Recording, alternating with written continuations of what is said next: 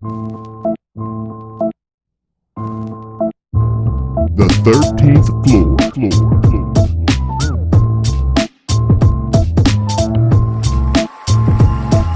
The 13th floor. Welcome, ladies and gentlemen, to the 13th floor, where the furniture isn't always the best, but the views are amazing. I am your moderator, B. Jones, and I'm joined by my man, Ace Art Faison. I keep wanting to say AC, man. That's the Oh, well, that's because the baby's Ace. So you see that all the time. I'll take that. That's fine. He's a reflection of me. Exactly. What's going on, man? Oh man, I'm good. I'm enjoying the week. It's been a nice quiet week. Next week's gonna be a little crazy, a lot of driving to do, but it's been a good week. I'm happy. I'm blessed. Can't say anything else. Man, see, so weeks like this, I wish for those crazy weeks because I've had a nice quiet week too. We recording on Hump Day, ladies and gentlemen. Yeah. But like the quiet weeks are like the drag. Like I'm banging my head at my desk trying to figure out what things I can do, and then when I get home, it's a lot quieter because we sharing the kids this summer. So they spend a couple of nights here, a couple of nights at grandma's house. So it's like I don't know. It's like I've been looking at Friday on the calendar all week. I can't wait to get there. But even when I get there, it's like, what am I going to do on Friday? Exactly. Then you're waiting for Sunday. Man, it comes Sunday. Exactly. BJ, what's going on, man? What's the flavor of the week? On the road again in another city in Florida, man. But I'm here, plugged in the hotel Wi-Fi, so I'm good to go. There it is. So we had a big holiday pass last weekend, man. Hopefully everybody got out there to enjoy, fireworks and festivities and things. But for me, and I wish Carol was here to kind of jump in on the topic. He's out in Puerto Rico vacationing and things. But he brought to light something that was underlying for me. And it's just the sense of like patriotism around some of these American, holidays. And when he brought it up, it was crazy because I was out Thursday, I think was the 4th of July. Mm-hmm. Yeah. Out there Thursday. And, first thing they do, we're out in Annapolis. And so they had this band out there and they were playing some classical music tunes or whatever before the fireworks, but they do Star Spangled Banner. So everybody stands up, face the flag, hand over the hearts type deal. And I'm just like, yeah, I think this is more of a kneeling moment, but, I'm going to stand up and, give it what I have. But even after that, the fireworks and all of these, people with their American flag T-shirts and things, the kids are amazed, and I know all of the meaning and everything behind it. But when I sit back and think about everything that was taken to build this country from our ancestors, right? That used to be a sense of pride for me because I was like, okay, yeah, we built this country. America is kind of like really ours in a sense. And some of us were here before Christopher Columbus's and things got here, if you following me. But then, I take it a step forward and I look at how America is today, how it has been in the past, and it's just not somewhere where I feel the most welcome, although this is the land of opportunity and, you work hard enough, you can provide for your families and things of that nature. But, just us as a people and most of us as minorities have such an uphill battle to do almost anything. When it comes down to celebrate, liberty and freedom and all of these social justices and civil liberties we're supposed to enjoy, for me, I just don't really feel it all that much. And so, I guess it's to you guys. And, let me know how you feel when it comes to, some of these American holidays, the 4th of July just passing, and how that kind of sits with you.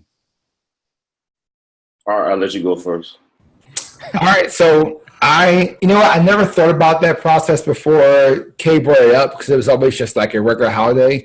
And to me, it wasn't anything deeper. Like it never was about the American flag. Like probably a couple of years ago, I realized what the independence was for, who we really why we got it and blah, blah, blah, process behind it. So it was more of a holiday than it was an actual kind of event. But I think I take it more of a just time to be with family. So it's always been a big family event, a big kind of get together, work together, kind of barbecue thing. So I never, like I said, never took it to the political side of it. But that being said, I got educated this year on many of social media sites or through Kay or through friends and just really saying how can we celebrate the freedom on 1772 when there was still slavery 100 years after or so? So technically, were you independent or were they independent and you're still working on yours? So that's what I learned. That's kind of was like, oh well, that makes a great point. So it kind of did put a different view on it. But I also get to see, how everyone wears a flag, and the day that everyone across the U.S. wearing their flag on them, and you flag on tights, flags on shirts, flags on hats, and then the next day, all those shirts go into a closet for next year's celebration. So it kind of fades just as fast as it comes. That's almost the case with any type of holiday, though. Yeah, The it's spirit, crazy. it's this so commercial thing, and everybody's getting out fireworks, spending all this money, and doing all these things, and then all right, it's on to the next. What we got next? Labor Day. Exactly. Labor Day's up next. What about you, BJ? So I've had this reflection personally over the last few years. And first of all, I want to go back to like growing up as kids, right?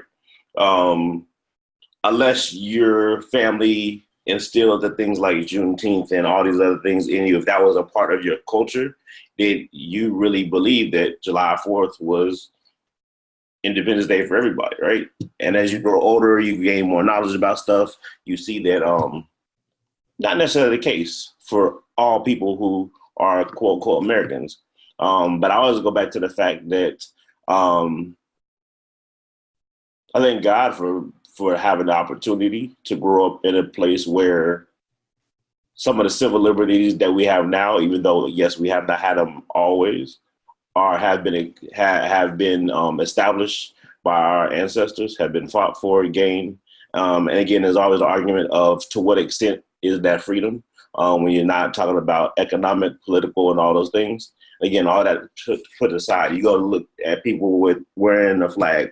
I don't do that personally. I very rarely can think of when I would have something American flag on. It's not because of disdain for the flag or for the country. Again, the opportunities that we've had and my kids will hopefully have in the future may not be available if we were anywhere else, right? Mm-hmm. But I also look at the bigger thing, and when you look at what does it mean? So I look back, reflect on something else that happened last week, which was this past Sunday, the Women's World Cup. U.S. won, right? Mm-hmm. I look back at the Summer Olympics, the Winter Olympics, and the rallying point of different things like so-called like 9/11 and things like that happen in this country that bring us all together.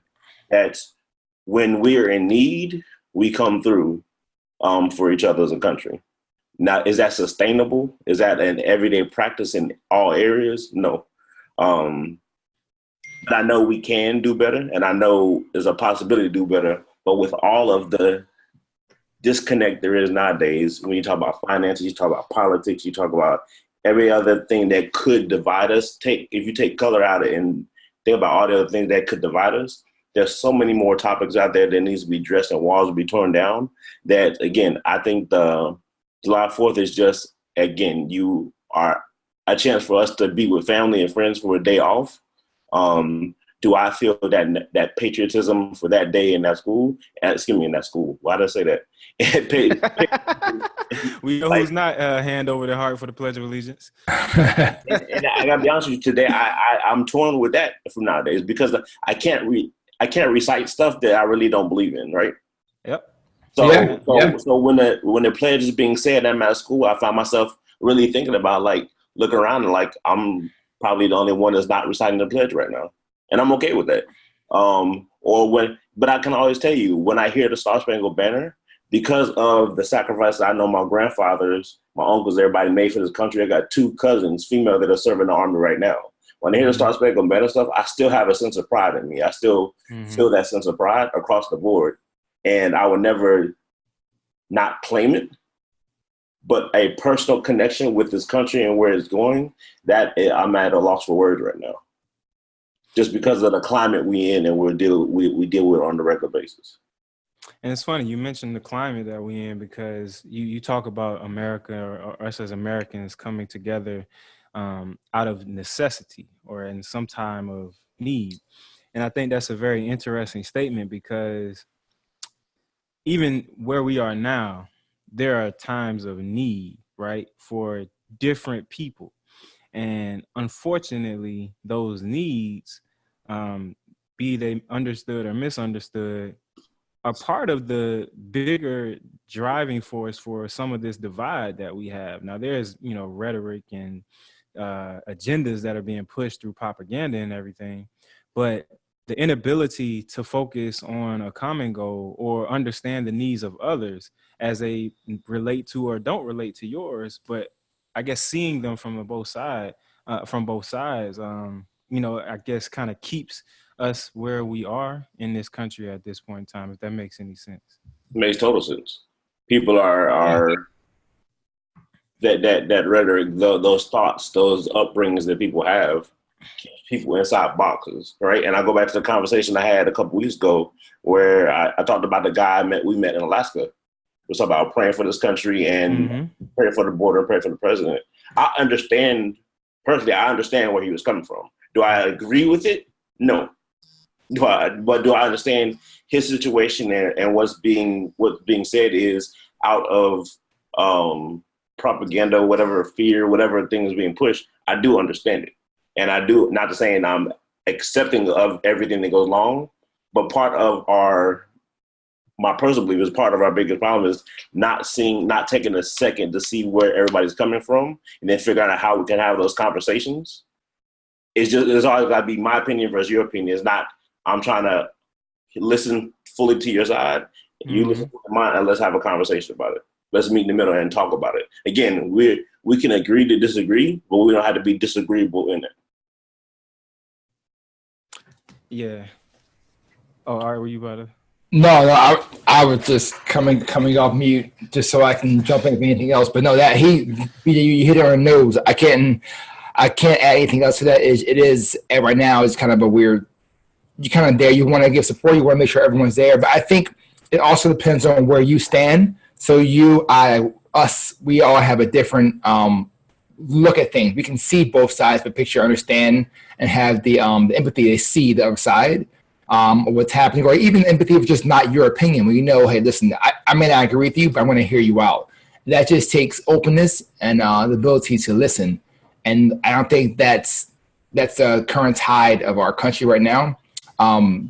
In the areas that make a difference. So the bigger cities, of course, that's going to be where it is. That's what you're used to. That's how it is.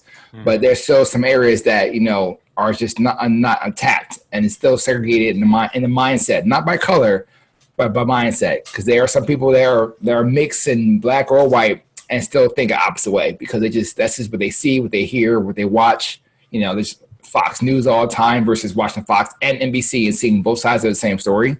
You look at your channel, you turn it on and go, this is what the truth is. And if you're listening to this right now, let us know what you think, because I think it's an interesting dynamic. If you're feeling more patriotic than not, let us know why. If you kind of along the same sense as maybe me, BJ, and Art, not feeling the patriotic sense for whatever reasons, let us know why. Drop it in the comments. Shoot us a email at 13thfloor@fledgeology.com. Or leave it in the comments or on one of the YouTube posts or Facebook posts, and let us know what you're thinking. As we move on to the next segment, man, I got to shout out somebody who's been pretty much a ghost longer than I have. My man J-Dace Encourages. If you're not following him, man, you definitely need to follow him because I can absolutely say he gave me a real pump this week as I scrolled through the timeline on Instagram with one of his posts. And it was very, very fitting. And I think we all can take some personal accountability and growth from this statement. And on his post, he has two statements, right? Why is this happening to me is the first statement, but it's crossed out. There's a strike through on it, strike through it. And then underneath that, it says, what is this teaching me? And, I saw it. And I was immediately like, that's my boy, man. J-Dace out there inspiring people, man, dropping them gems, man. I love it. But it spoke to me so much because over the course of, I can go all the way back to when we talking about, applying for this processor license in Maryland. But over such a long period of time, there have been things that have just been happening and lessons to be learned. But specifically this week, with Kristen. You know, she just graduated dental school and such. She graduates in May, but she's still technically unemployed. You know, she hasn't landed a job, so still trying to find that perfect spot. And there has been a nice amount of resistance along the way, and it's from parties that we thought, man, she gonna come out of school, just be able to jump into this opportunity or this space and just go to work immediately. You know, she graduates middle of May, she's working by second week in June. Yeah. And it did not happen that way at all. But I think we learned so much by looking at the opportunity or looking at the experiences for what they were worth and seeing, okay, I'm not getting this traction. You know, I'm not getting these hits back. I'm not moving, or this isn't progressing as fast as I want it to progress. Instead of sitting in and it's like, yo, I just graduated from dental school with, you know, my doctoral degree. I was one of the best clinical students in the class. I had all of this past experience. Why don't I have a job yet? Like, what the hell, what is wrong with me? Instead of having that attitude, she and we consistently had, you know, okay, what is this happening for? You know what I'm saying? What am I supposed to learn from this? And, you know, Jay put it out there this week, but it wasn't the first time I saw this. I heard it again in the TD Jakes sermon. But that's what I want to focus on, you know, for the listener or for us, you know, talking about, you know, that mind state that you got to have when it comes to adversity or just going through different things in life. Instead of having that, you know, pessimistic or negative, you know, why is this happening to me?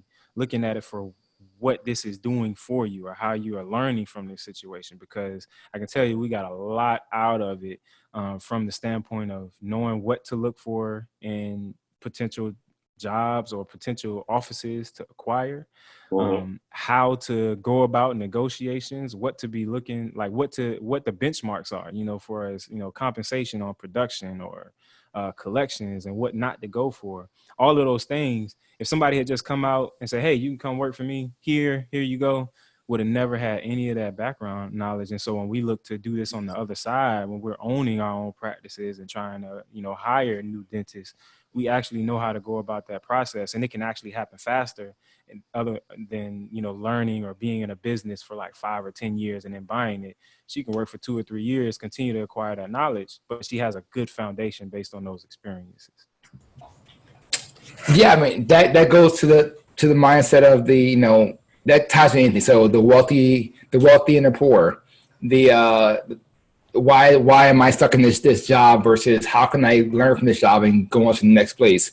The good student versus the bad student. Oh, I can't. I'm just a C student. I can't do any better than that. Versus, oh, I failed this test or I didn't do well. Let me go talk to the teacher, see how I can get better for next time. Understand what I missed in teaching. I mean, all these things is just really how you see the view and how you react to situations you're in.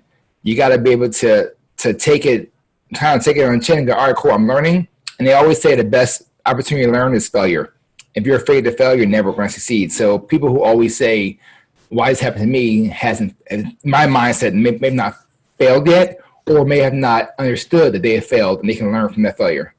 Exactly. I think that's the biggest piece of it, is not taking away the lesson in whatever that situation was.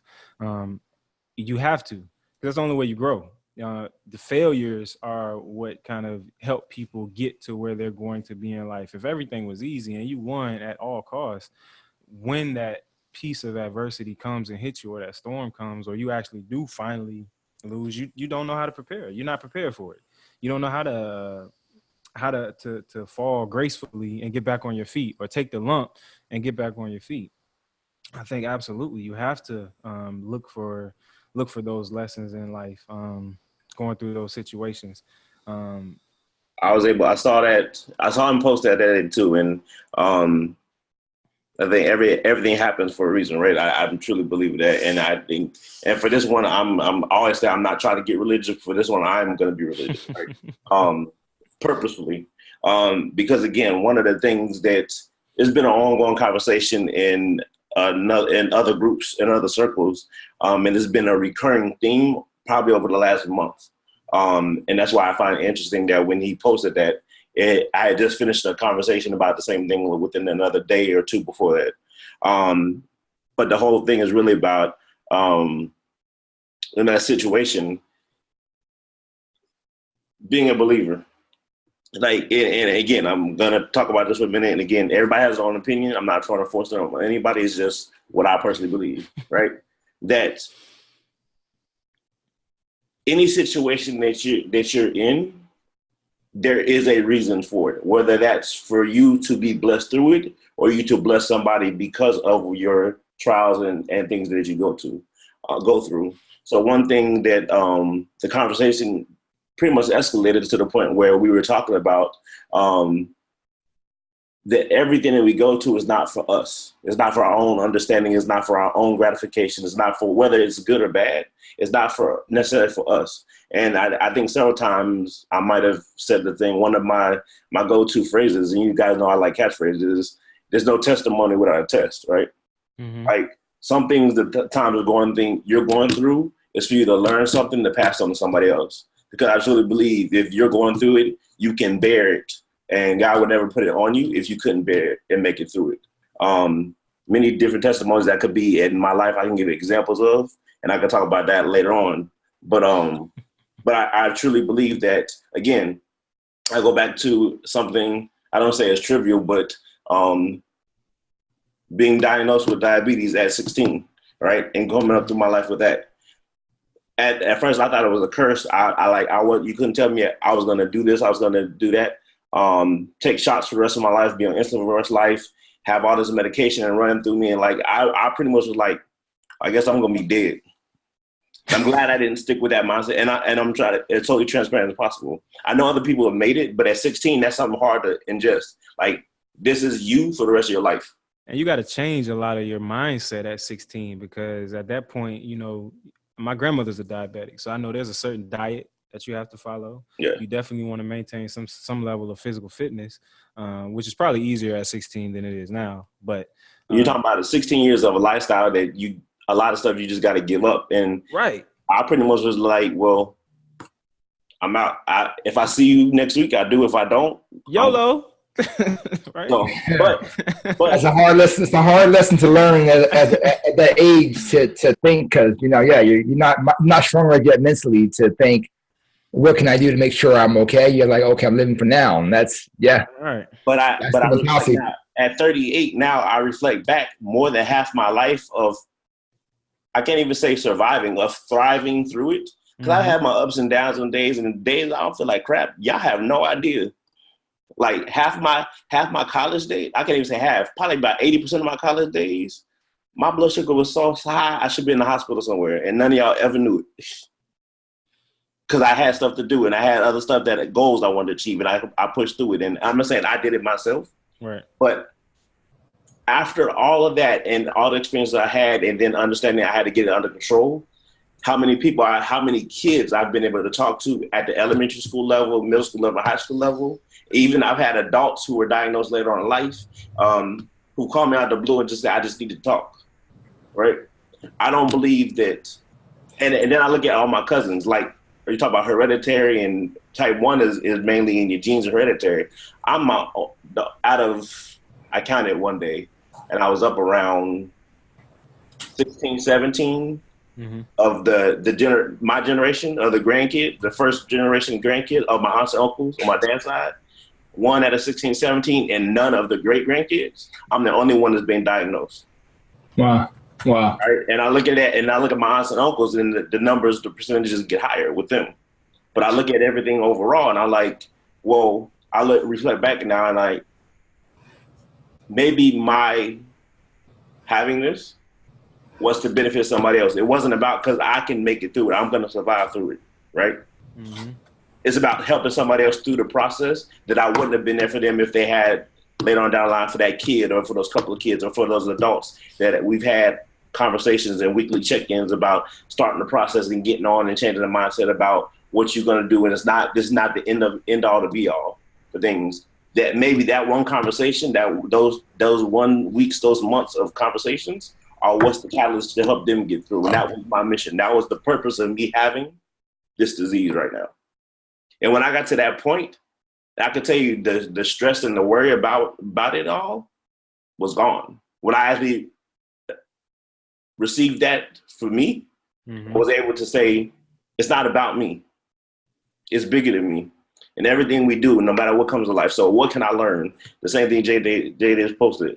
Like, what can I learn from this? I learned about healthy habits. I learned about the educational piece that I can help somebody else.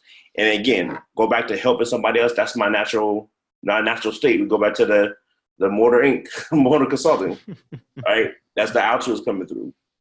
Like, I knew, but I know now I was able to make it through and make it more than half my life now, and then turn around and help somebody else to do it. So maybe the things we're going through right now, maybe Chris not having a job and going through the process with you guys with getting Beyond Extracts and Slife together, maybe that was the thing, the learning piece she needs now.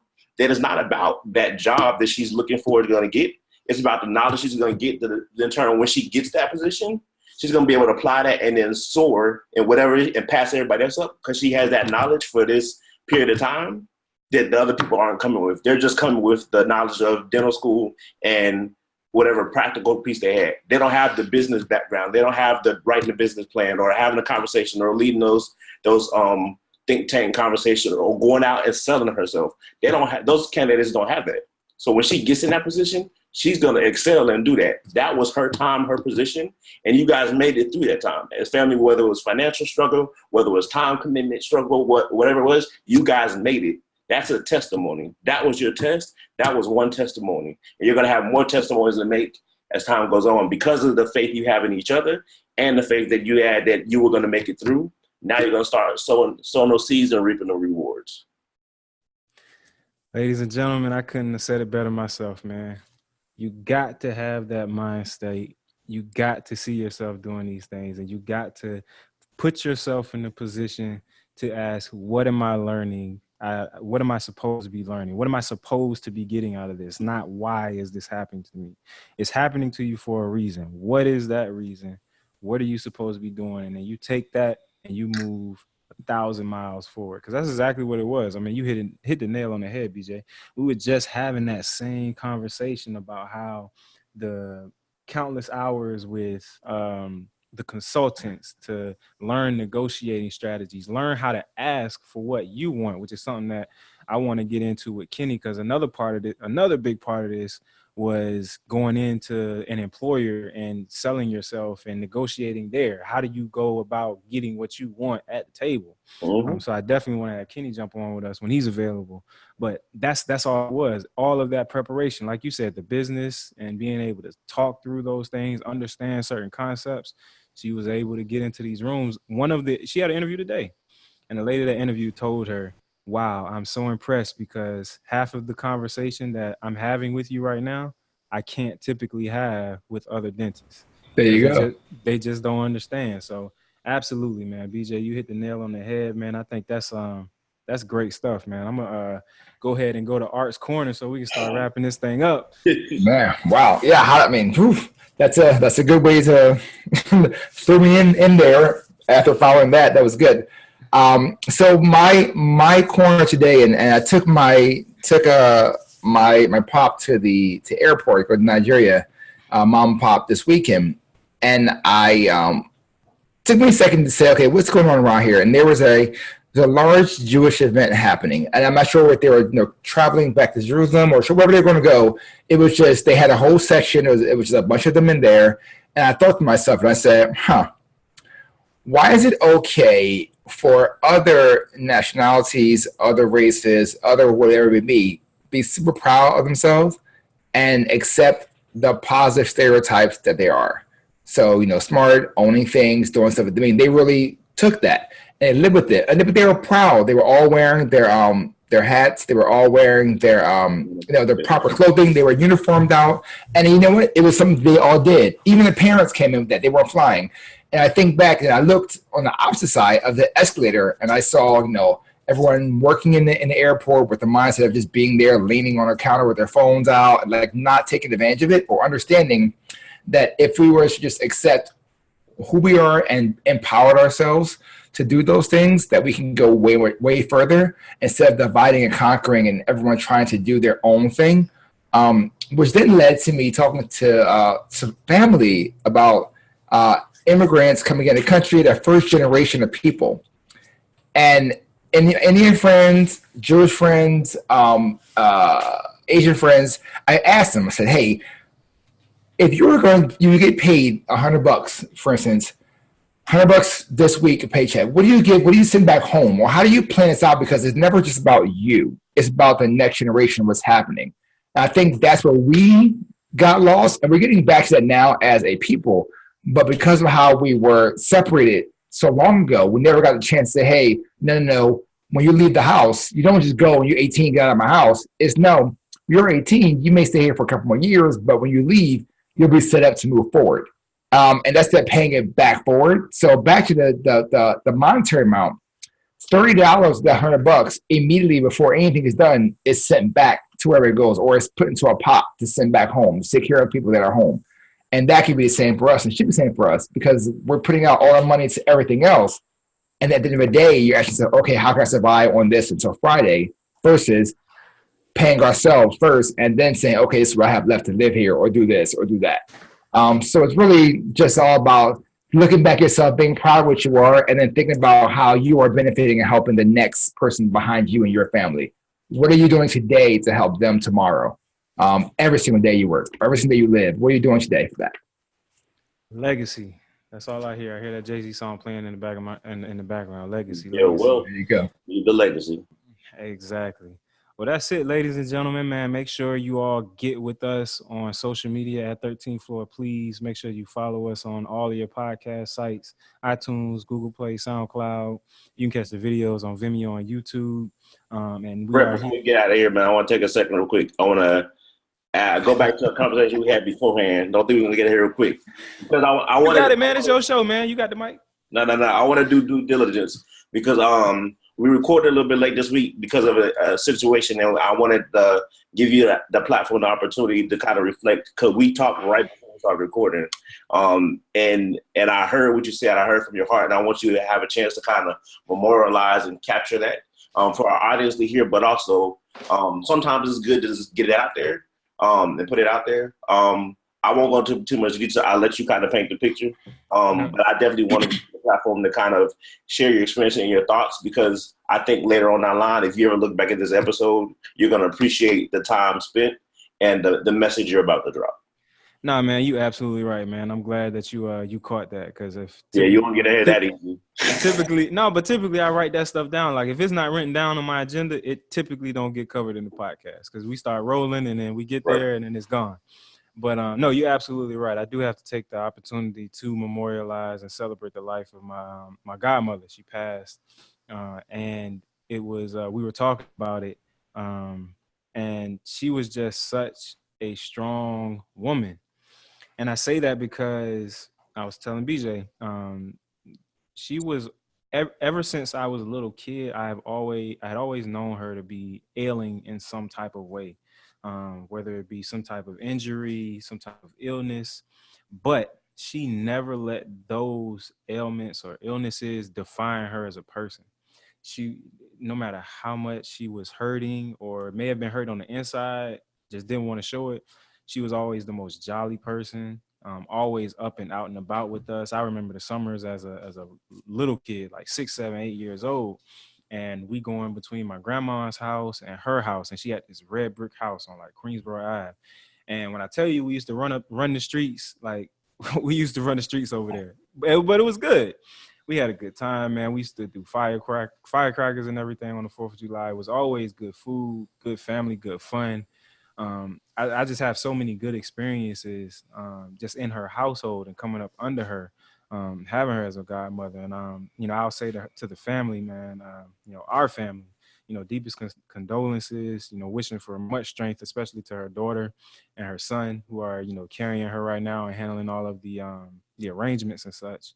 I'll be down there next weekend for the celebration and everything. But just had to take a moment, man, because I don't think anyone really was able to give her, those words as often as she probably deserved them, myself included.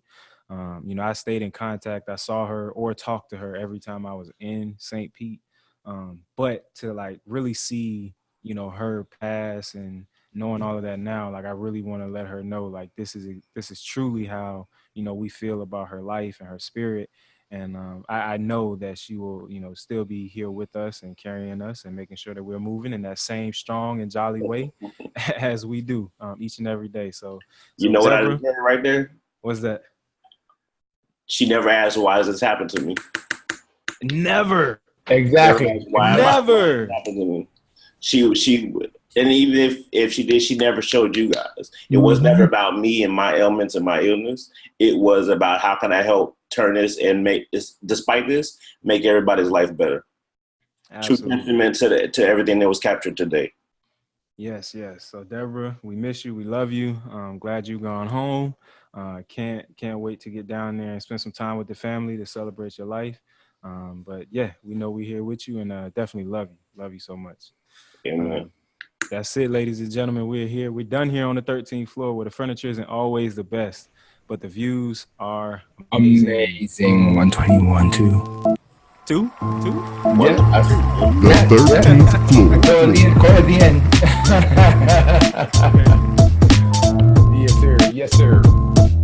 The 13th floor.